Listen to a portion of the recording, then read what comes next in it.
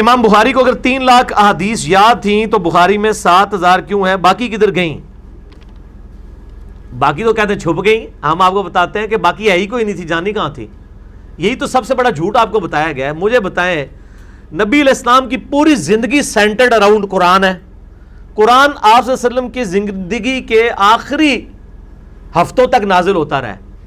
تو یہ لاکھوں حدیثیں آپ نے کس زمانے میں بیان کی ہیں؟ حضرت ابو ہریرہ رضی اللہ تعالیٰ نے سب سے زیادہ حدیثیں روایت کی ہیں، ان کی حدیثوں کی تعداد بھی 5,500 سے زیادہ نہیں ہے. یہ لاکھوں حدیثیں کبھی بھی نہیں تھیں. نہ نبی علیہ السلام کی کوئی ہزاروں سال کی زندگی تھی کہ آپ نے لاکھوں حدیثیں بیان کی ہیں. اللہ کے بندو، لاکھوں حدیثیں بیان کرنے کے لیے سینکڑوں سال کی، ہزاروں سال کی زندگی چاہیے. یہ جھوٹ ہے کہ لاکھوں حدیثیں تھیں. حدیث، روایت، طریق، یہ چونکہ محدثین کی ٹرم ہے، عام لوگوں کو سمجھ نہیں ہے، اس لیے اس ناسمجھی کا فائدہ علماء اٹھا کے کہہ رہے ہوتے ہیں. جب ہم ان کو رفع الیدین کی حدیثیں بخاری مسلم سے دکھاتے ہیں نا، وہ کہتے ہیں ساڈیاں بھی ایسا وہ امام بخاری نے لئیاں ہی نہیں نے، وہ گم گیا کدھر. وہ امام بخاری کو 3 لاکھ یاد تھی، وہ جڑی نہیں لکھی ہیں نا وہ ساڈیاں سن. چلو بخاری نو بھلیکھا لگ گیا، نہ بخاری نے لکھی، نہ مسلم نے، نہ ابو داؤد نے، نہ ترمذی نے، سارے نے ایکا کر لا سی تہاڈے خلاف. یہ سارے جھوٹے ہیں، تسی سچے ہو. اصلی تسی جھوٹے ہیں کہ وہ سارے سچے نے. وہ 3 لاکھ حدیثیں تو ہے ہی نہیں ہیں. وہ جی امام احمد بن حنبل کو 6 لاکھ یاد تھی. یہ 6 لاکھ طریق ہوتے تھے. ترک طریق ایک واسطے کو کہتے ہیں، ترک اس کی جمع، یعنی چین جو چلتی ہے. مثلا نبی علیہ السلام سے عبداللہ بن عمر نے ایک حدیث سنی، اب وہ آگے 10 تابعین کو سکھا رہے ہیں. حدیث ایک ہوئی، ترک کتنے ہو گئے؟ 10. کیونکہ 10 کے 10 صحابہ جب بیان کریں گے تو 10 کے 10 تابعین مختلف ناموں کے ساتھ حدیثیں آئیں گی نا. عبداللہ بن عمر تو کامن ہوں گے، لیکن نیچے تو 10 بندے لگ گئے نا. ایک وہ جو ہے وہ بیان کرنے والا جو ہے وہ حسن بصری ہوگا، دوسرا ابن سیرین ہوگا، تیسرا کوئی اور ہوگا، روایت ایک ہی ہوگی. اور آگے ہر تابعی 10 تبع تابعین کو سکھائے. 10 تو میں بڑا محتاط کہہ رہا ہوں، تو سینکڑوں میں شاگرد ہوتے تھے.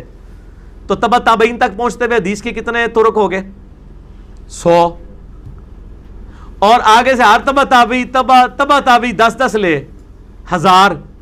امام بخاری کو انما الاعمال بالنیات جو بخاری کی پہلی حدیث ہے اور مشکات کی بھی پہلی حدیث ہے اور مسلم میں بھی موجود ہے، اس کے 700 ترک یاد تھے. انما الاعمال بالنیات، اس میں سے انہوں نے چند ایک ترک لیے ہیں بخاری میں. وہ اس طریقے سے حدیثیں تھیں، وہ ترک زیادہ ہوتے تھے. اب جیسے بخاری میں حدیث ہے، جس نے میری طرف جھوٹی حدیث منسوب کی وہ اپنا مقام دوزخ میں دیکھ لے. مسلم شریف میں یہ پہلی حدیث ہی یہی ہے، اور ایک صحابی سے نہیں ہے. حضرت مولا علی رضی اللہ تعالیٰ عنہ سے ہے، جابر بن عبداللہ سے ہے، انس بن مالک سے ہے، ابو ہریرہ سے ہے،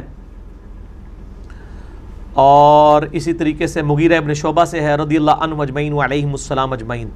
بے شمار صحابہ سے ایک ہی روایت ہے. حدیث تو ایک ہے نا. اب آپ کی بیوقوفی، آپ کہہ دیں گے 7 حدیثیں. یہاں اب 60-70 بندے بیٹھے ہوئے ہیں، میں ایک جملہ بولوں، یہ 70 بندے باہر جا کے بیان کریں، وہ 70 جملے بن جائیں گے یا ایک ہوگا؟ جملہ تو ایک ہی ہوگا، لیکن اس کے ترک 70 بن جائیں گے. تو آپ کو یہ 70 گلاں کی تھی انہوں نے، ایک ہی کی ہے بھائی.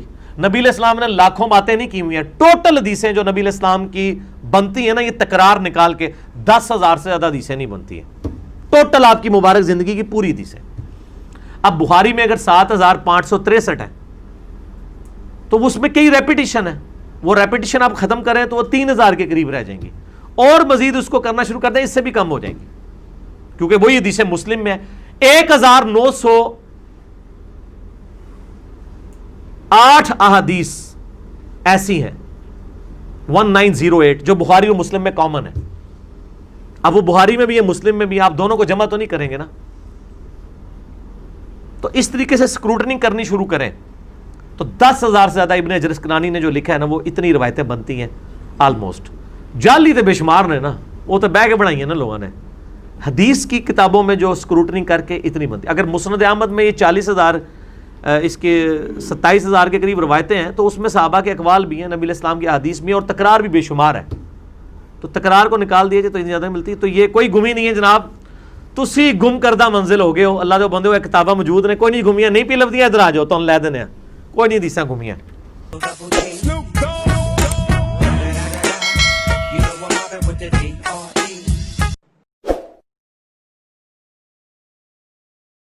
اچھا جی، بعض فرقوں کے علماء کا کہنا ہے کہ انجینئر محمد علی مرزا کو مت سنو ورنہ گمراہ ہو جاؤ گے. واہ، سب کو سن لو مگر انجینئر سے بچ کے رہو. وہ دور حاضر کا سب سے بڑا فتنہ ہے. آپ کیا کہیں گے؟ میں بھی یہی کہوں گا کہ میں دور حاضر کا سب سے بڑا فتنہ اس اعتبار سے ہوں، عربی والا فتنہ آزمائش. وہ آزمائش تو ہے، جب وقت کا پیغمبر اپنے زمانے میں کافروں کے لیے آزمائش بنتا ہے، تو آج کے دور میں بھی جو پیغمبروں کی دعوت کو آگے لے کے چل رہا ہے اور ان کی دعوت کو ان کی بھولی بھالی امت تک پہنچا رہا ہے، وہ بھی ان کے لیے فتنہ تو بن جائے گا. تو یہ بعض فرقوں کے علماء نہیں ہیں، یہ سارے فرقوں کے علماء کا کہنا ہے.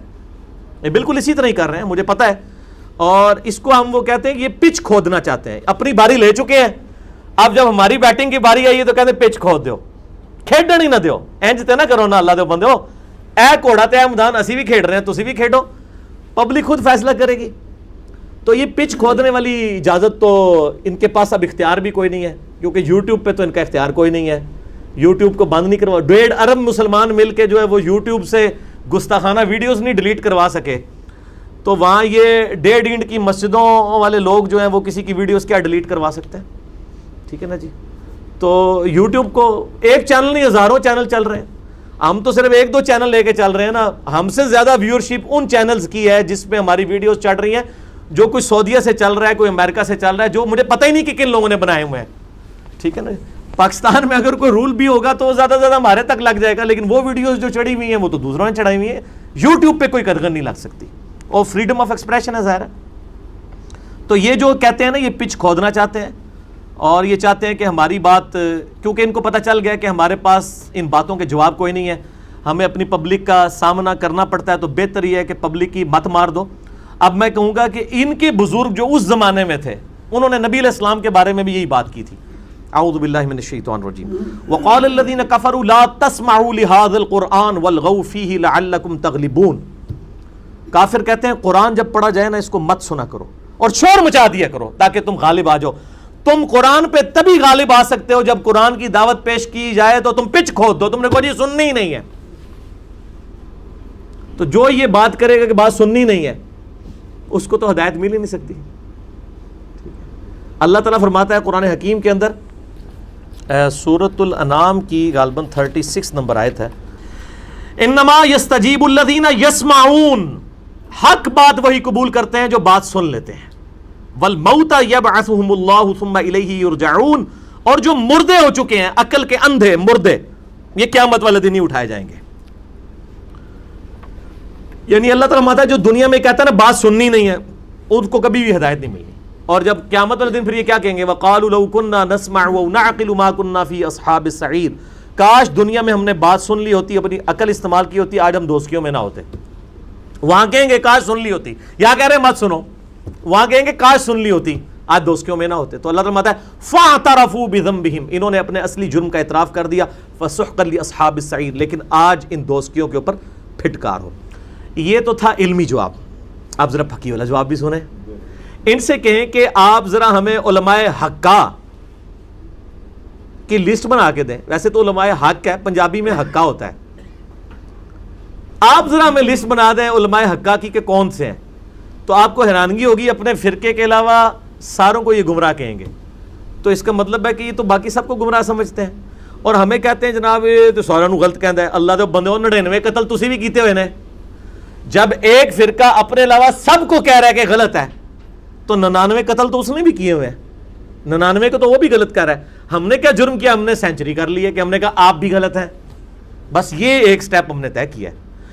کیا کسی بریلوی عالم دین نے جو سکھا ہوں، جن کو مانا جاتا ہو، کبھی یہ سٹیٹمنٹ دی ہے کہ ہاں جی ہم طائفہ منصورہ ہیں، جنتی گروہ ہم ہیں، لیکن ہمارے جو دیوبندی اہل حدیث اور شیعہ بھائی ہیں یہ بھی ایک نہ ایک دن عذاب بھگت کے جنت میں چلے ہی جائیں گے کیونکہ ہے تو ہمارے مسلمان بھائی ہیں؟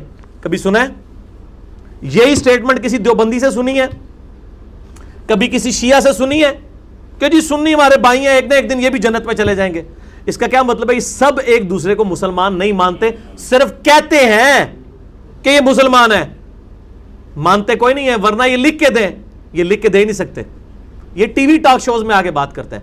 تو ان کو کہیں کہ اچھا آپ کہتے ہیں انجینئر صاحب کو نہیں سننا چاہیے، تو آپ کے کہنے پہ ہم انجینئر صاحب کو نہیں سنتے، لیکن وہ فلاں عالم صاحب تو کہتے ہیں آپ کو بھی نہیں سننا چاہیے. تو اب ہم اس عالم صاحب کی بات مان کے آپ کو سننا چھوڑ دیں کہ نہیں نہیں نہیں نہیں نہیں. تو جو چیز آپ دوسروں کے لیے پسند کر رہے ہیں اپنے لیے کیوں نہیں پسند کر رہے ہیں؟ اگر آپ کہہ رہے ہیں فلاں کو نہ سنیں تو باقی لوگ بھی تو کہتے ہیں. اور اگلا اینٹی وینم یہ لیں کہ اگر ایک قادیانی کہے کہ میں نے تو اپنے مربیوں سے سنا ہے کہ بھئی قادیانیوں کے علاوہ کسی کا درس نہیں سننا ورنہ تم گمراہ ہو جاؤ گے, تو اسے کبھی ختم نبوت سمجھ آ سکتی ہے؟ بس باقی بھی اس کے اوپر قیاس کر لیں کہ اگر ہر فرقہ اپنے اپنی ڈیڑھ اینٹ کی مسجد میں اپنے آپ کو بند کر کے کہ میں نے دوسرے کی بات نہیں سننی, اس کو کبھی سمجھ آ سکتی ہے؟ تو جو چیز آپ اپنے لیے پسند کرتے ہیں نا اپنے بھائیوں کے لیے بھی پسند کریں. اور ہم تو کبھی بھی رسک نہیں لیتے. میری الحمدللہ پچھلے 10 سال میں جتنی ویڈیوز ہیں ناٹ اے سنگل ویڈیو میں آپ کو یہ بات ملے گی, بلکہ میں ہمیشہ ترغیب دلاتا ہوں کہ ساروں کی بات سنیں, اس کے بعد اینڈ پہ انجینئر صاحب کی سنیں, آپ کو پتہ چل جائے گا کس نے آپ کے ساتھ ہاتھ کیا ہوا ہے. ہم تو کہتے ہیں لوگوں کی بات سنیں, یہ کہتے ہیں اس کی نہ سنیں. تو ان کے کہنے سے کچھ نہیں ہونا, یوٹیوب پہ پابندی نہیں لگنی. ٹھیک ہے, وہ ہمارے آفس کے ایک کولیگ تھے, تبلیغی جماعت سے وہ تعلق رکھتے تھے, بڑے اسٹرانچ. تو ایک دن مجھے آگے آفس میں کہتے ہیں انجینئر صاحب کل میں دیکھا اپنے منڈے نو انہیں تھوڑا کلپ لایا ہوا سی. اچھا, تو میں اپنے دماغ میں سوچ رہا تھا کہ انہوں نے کبھی بھی اپنے بیٹے کو اس کی اجازت تو نہیں دینی تھی کہ ان کا بیٹا میرے درس میں آ کے میرا درس سنے. تو انجینئر صاحب نے کیا کیا, ان کے گھر کا گیٹ کھولا, ان کے بیڈ روم کا دروازہ کھول کے بیڈ روم کے اوپر ان کے بچے کے ہاتھ میں جو موبائل تھا اس میں خود جا کے گھس گئے یوٹیوب کے ذریعے. اس کو کون روک سکتا ہے؟